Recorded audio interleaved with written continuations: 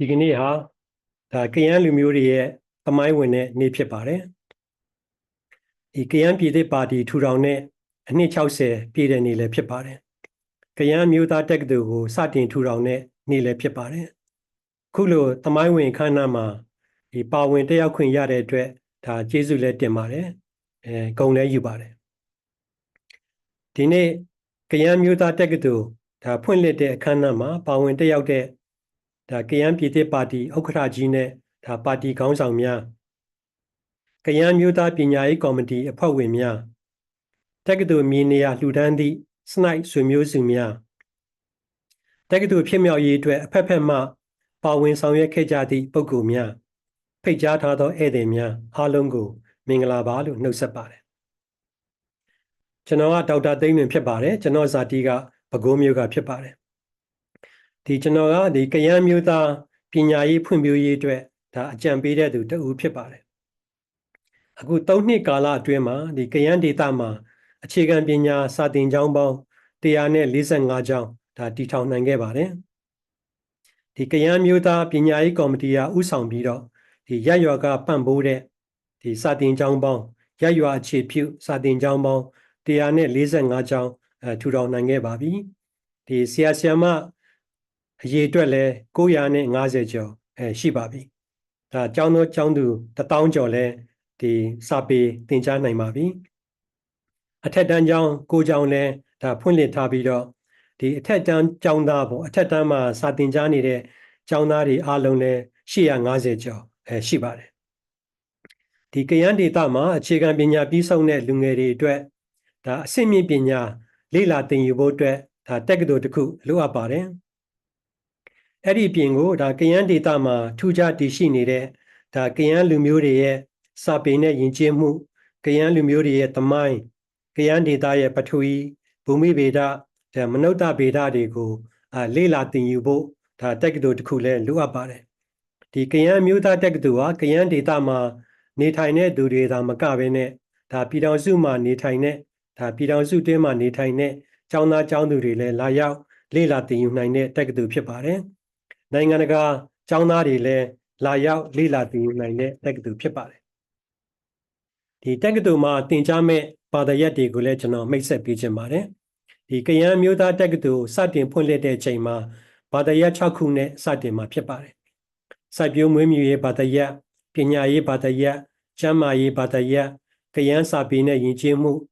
လူမှုသိပ္ပံဘာသာရပ်နဲ့ဖွံ့ဖြိုးရေးဘာသာရပ်တွေကိုစတင်သင်ကြားမဲ့တက္ကသိုလ်ဖြစ်ပါတယ်တက္ကသိုလ်ဖွင့်လှစ်ပြီးတဲ့နောက်မှာသဘာဝသိပ္ပံဘာသာရပ်တွေစီးပွားရေးဘာသာရပ်တွေဥပဒေဘာသာရပ်တွေမြို့ပြတည်ဆောက်ရေးဘာသာရပ်တွေကိုတိုးချဲ့သင်ကြားဖို့လည်းရည်ရွယ်ထားပါတယ်တက္ကသိုလ်ရဲ့အမျိုးအစားနဲ့ပတ်သက်လို့လည်းကျွန်တော်ရှင်းပြချင်ပါတယ်အခုကျွန်တော်တို့ထူထောင်မဲ့ကယန်းအမျိုးသားတက္ကသိုလ်ကပညာရပ်စုံတက္ကသိုလ်ဖြစ်ပါတယ်ဘာသာရပ်နယ်ပယ်သီးသီးကိုလေ့လာသင်ယူနိုင်တဲ့ဘာသာရပ်စုံပညာရပ်စုံတက္ကသိုလ်ဖြစ်ပါတယ်တက္ကသိုလ်ဟာကိုယ်ပိုင်ပြဋ္ဌာန်းခွင့်ရတက္ကသိုလ်ဖြစ်ပါတယ်တက္ကသိုလ်အုပ်ချုပ်ရေးကောင်စီနဲ့စီမံခန့်ခွဲမဲ့တက္ကသိုလ်ဖြစ်ပါတယ်တက္ကသိုလ်ကိုမဟာဌာနတွေနဲ့ဖွဲ့စည်းမှာဖြစ်ပါတယ်မဟာဌာနအသီးသီးမှာလည်းပဲဘာသာရပ်ဌာနတွေပါဝင်မှာဖြစ်ပါတယ်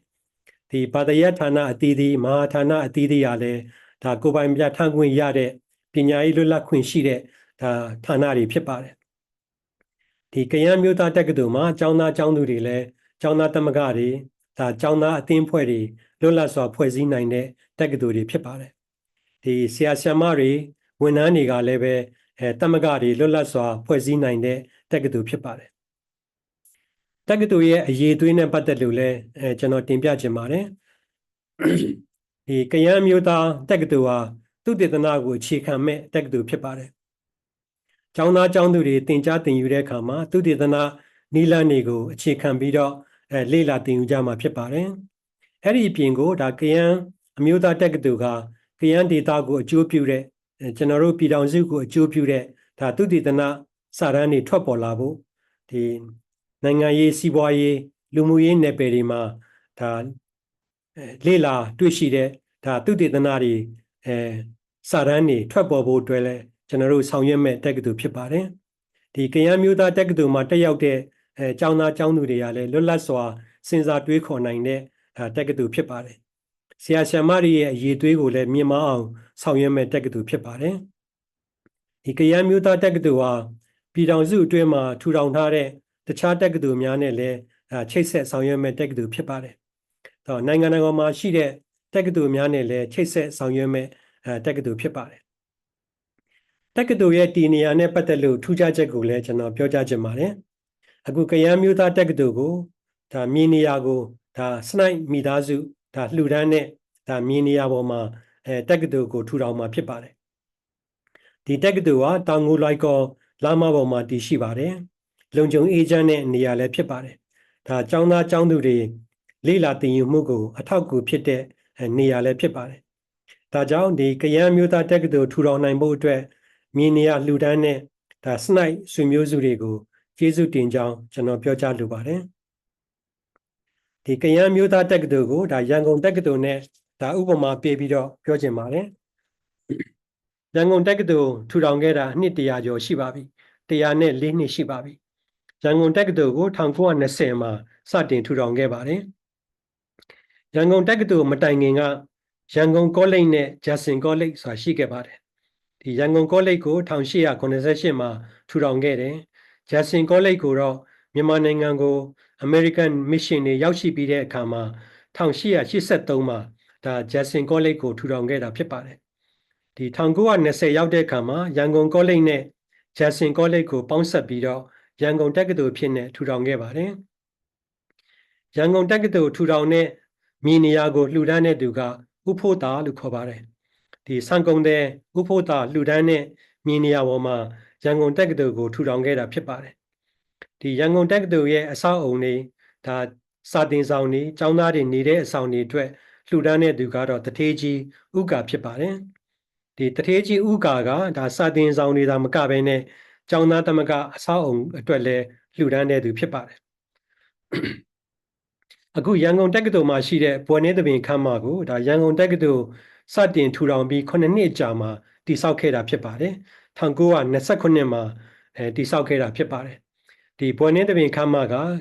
ရန်ကုန်တက္ကသိုလ်ရဲ့အဓိပတိလမ်းမရဲ့ထိပ်မှာခန့်ငှညာညာယနေ့တိုင်ရှိနေပါတယ်ဒီကမ္ဘာတက္ကသိုလ်များရဲ့ပေါ်ပေါက်လာတဲ့သမိုင်းချင်းလေးလည်းကျွန်တော်ထည့်သွင်းပြောကြားချင်ပါတယ်ဒီရှေးဟောင်းတက္ကသိုလ်တွေကဗုဒ္ဓခေတ်ကလေးကရှိခဲ့ပါတယ်ဒီဗုဒ္ဓခေတ်မှာအိန္ဒိယနိုင်ငံမှာနလန္ဒာတက္ကသိုလ်ဆိုပြီးတော့ထူထောင်ခဲ့ပါတယ်ဒီနလန္ဒာတက္ကသိုလ်ကဘာသာရေးသင်ခန်းစာတွေဒါမကဘဲနဲ့ဆေးပညာတို့နက္ခတ္တဗေဒပညာရပ်တွေသင်ကြားတဲ့တက္ကသိုလ်ဖြစ်ပါတယ်ဗုဒ္ဓခေတ်နဲ့မရှိမနှောက်မှာတရုတ်ပြည်မှာဒီ Confucius ကလည်းတရုတ်နိုင်ငံအတွင်းမှာလှည့်လည်ပြီးတော့အဆင့်မြင့်ပညာရပ်တွေသင်ကြားပို့ချခဲ့ပါတယ်ဒီ Confucius သင်ကြားခဲ့တဲ့ဘာသာရပ်တွေကကိုကျင့်တရားနဲ့အုပ်ချုပ်ရေးဘာသာရပ်တွေဖြစ်ပါတယ်ဒီ Confucius နဲ့မရှိမနှောက်မှာဥရောပမှာဒီဂရိနိုင်ငံမှာပလေတိုလည်းအဆင့်မြင့်ပညာကျောင်းကိုထူထောင်ခဲ့ပါတယ်ဒီပလေတိုကျောင်းမှာလည်းပဲအကျင့်စာရိတ္တပညာရပ်တွေနဲ့အုပ်ချုပ်ရေးဘာသာရပ်တွေကိုသင်ကြားပါတယ်ဒီပလေတိုဟာသူကိုယ်တိုင်ကမင်းကြီးမင်းသားဖြစ်တယ်အုပ်ချုပ်ရေးအာဏာကိုယာဒူးကိုမယူဘဲနဲ့ကျောင်းဆရာဘဝကိုခံယူပြီးတော့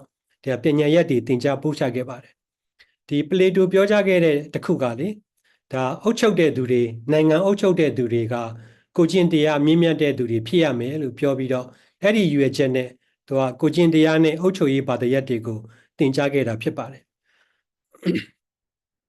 ဒီခရစ်တော်ဟောမြင်ပြီးတဲ့အချိန်ကာလနဲ့ဒီတမန်တော်မုဟာမက်ဟောမြင်ပြီးတဲ့အချိန်ကာလနောက်ပိုင်းမှာဒီအာဖရိကနဲ့ဥရောပနိုင်ငံတွေမှာတက္ကသိုလ်တွေအသီးသီးပေါ်ပေါက်လာပါတယ်ဒီမော်ရိုကိုနိုင်ငံမှာတက္ကရာ859ခုနှစ်မှာမော်ရိုကိုတက္ကသိုလ်ထူထောင်ခဲ့ပါတယ်ဒီမော်ရိုကိုတက္ကသိုလ်ကဒီအစ္စလမ်ဘာသာရေးသင်ခန်းစာတွေဒါမကဘဲနဲ့တဘာဝသိပ္ပံနဲ့သင်္ချာဘာသာရပ်တွေကိုလည်းသင်ကြားခဲ့ပါတယ်အီဂျစ်နိုင်ငံမှာလည်းတက္ကရာ990မှာအီဂျစ်တက္ကသိုလ်ထူထောင်ခဲ့ပါတယ်အီဂျစ်တက္ကသိုလ်ကအစ္စလမ်ဘာသာရေးနဲ့ဒီ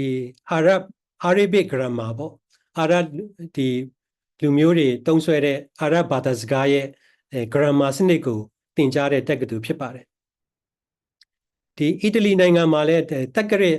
1088ခုနှစ်မှာဒါဘိုလိုညာတက္ကသိုလ်ထူထောင်ခဲ့ပါတယ်ဒါအီတလီနိုင်ငံရဲ့ဘိုလိုညာတက္ကသိုလ်ကဒီဘွဲ့ဒီဂရီတွေပေးအပ်တဲ့တက္ကသိုလ်ဖြစ်ပါတယ်ဒီဘိုလိုညာတက္ကသိုလ်ရဲ့နောက်ပိုင်းမှာဒါပြင်သစ်နိုင်ငံမှာပါရီတက္ကသိုလ်ထူထောင်ခဲ့ပါတယ်ဒါပါရီတက္ကသိုလ်ထူထောင်ပြီးမကြာခင်မှာပဲအင်္ဂလန်နိုင်ငံမှာ Oxford တက္ကသိုလ်ထူထောင်ခဲ့ပါတယ်အခုတက္ကသိုလ်တွေကနိုင်ငံအနှံ့မှာတိုးပွားလာပြီးတော့ဒီအခု2024ပေါ့အခုနှစ်မှာကမ္ဘာမှာရှိတဲ့တက္ကသိုလ်စုစုပေါင်းက26,000ကျော်ရှိပါတယ်ဒီတက္ကသိုလ်ပေါင်း26,000ကျော်မှာဒီအာရှနိုင်ငံတွေမှာအိန္ဒိယနဲ့တရုတ်အပါအဝင်ပေါ့အာရှနိုင်ငံတွေမှာရှိတဲ့တက္ကသိုလ်စုစုပေါင်းက9,000ကျော်ရှိပါတယ်ဒီနေ့ခေတ်တက္ကသိုလ်တွေနဲ့အနာဂတ်တက္ကသိုလ်တွေဒါဒီနေ့ခေတ်မှာရှိတဲ့နိုင်ငံရေးစနစ်တွေစီးပွားရေးစနစ်တွေနည်းပညာဖွံ့ဖြိုးမှုတွေကိုအခြေခံပြီးတော့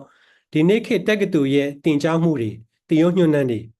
နောက်ဒီတက္ကသိုလ်ရဲ့အနာဂတ်တွေအတွက်ဒါပညာရှင်တွေထောက်ပြထားတာရှိပါတယ်တက္ကသိုလ်တွေကဒါအချက်လက်တွေကိုပေးဖို့တက်တက်ပဲ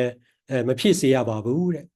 ဒီအချက်လက်တွေကတော့ဒီနေ့ခေတ်အင်တာနက်ထုံးကားတဲ့ခေတ်မှာဒါကျောင်းသားကျောင်းသူတွေဘယ်သူမဆိုအချက်လက်ကိုအင်တာနက်ကနေရရှိနိုင်ပါပြီဒါ AI ရဲ့အကူအညီနဲ့ဒါအချက်လက်တွေကိုအလွယ်တကူရရှိနိုင်ပါတယ်ဒါကြောင့်တက္ကသိုလ်တွေကဒီအချက်လက်တွေကိုပေးယုံတက်တက်ထူထောင်တာမဟုတ်ဘဲနဲ့ဒါသုတေသနလေ့လာသင်ယူမှုကိုပြုတဲ့တက္ကသိုလ်တွေဖြစ်ဖို့ဒါပညာရပ်တွေကိုဒါဘဝတသက်တာအသက်ထက်ဆုံးလေ့လာသင်ယူနိုင်တဲ့တက္ကသိုလ်တွေဖြစ်ဖို့ဒီတက္ကသိုလ်တွေကလူမှုရေးတာဝန်သိစိတ်ရှိတဲ့လူငယ်တွေကိုမွေးထုတ်ပေးဖို့ကိုယ့်ရဲ့ပတ်ဝန်းကျင်ကိုယ့်ရဲ့ရပ်ရွာလူအဖွဲ့အစည်းကိုအကျိုးပြုတဲ့လူငယ်တွေမွေးထုတ်ပေးဖို့တဘာပတ်ဝန်းကျင်ကိုထိမ့်သိမ်းဆောက်ရှောက်တဲ့လူငယ်တွေမွေးထုတ်ပေးဖို့ဒါစဉ်းစားတွေးခေါ်မှုမြင့်မားတဲ့ဇာတိတမြင့်မားတဲ့လူငယ်တွေကိုမွေးထုတ်ပေးတဲ့တက္ကသိုလ်ဖြစ်ဖို့လိုအပ်တယ်လို့ဒါပညာရှင်တွေကထောက်ပြကြပါတယ်ဒါကြောင့်ကျွန်တော်တို့ထူထောင်မဲ့ကယန်းမျိုးသားတက္ကသိုလ်ကိုဒီနေ့ခေတ်နဲ့လိုက်လျောညီထွေဖြစ်တဲ့ဒါသင်ရိုးညွှန်းတမ်းတွေနည်းစနစ်တွေနဲ့ကျွန်တော်တို့သင်ကြားပို့ချမှာဖြစ်ပါတယ်ဒီကယန်းမျိုးသားတက္ကသိုလ်ဖွံ့ဖြိုးဖို့အတွက်ဒီကယန်းပြည်သစ်ပါတီကယန်းမျိုးသားပညာရေးကော်မတီဒါအလှူရှင်တွေဒါဒေသခံတွေအပါအဝင်ဒါတက္ကသိုလ်မှာသင်ကြားမဲ့ဆရာဆရာမတွေဒါကျောင်းသားကျောင်းသူတွေဒါစုပေါင်းဆောင်ရွက်ပြီးတော့ကျွန်တော်တို့တက္ကသိုလ်ဖွံ့ဖြိုးရေးအတွက်ဝိုင်းဝန်းကူညီဆောင်ရွက်ပါလို့ကျွန်တော်အနေနဲ့တိုက်တွန်းပါတယ်ဒီကုန်းချုပ်အနေနဲ့ဒါကျွန်တော်အနေနဲ့ကျွန်တော်တတ်နိုင်တဲ့ဘက်ပေါ့အထူးသဖြင့်တော့နည်းပညာပိုင်းမှာဒီပါဝင်ကူညီဆောင်ရွက်ပါမယ်လို့ပြောကြရင်းနဲ့ဒီကုန်းချုပ်ပါတယ်အားလုံးကိုကျေးဇူးတင်ပါတယ်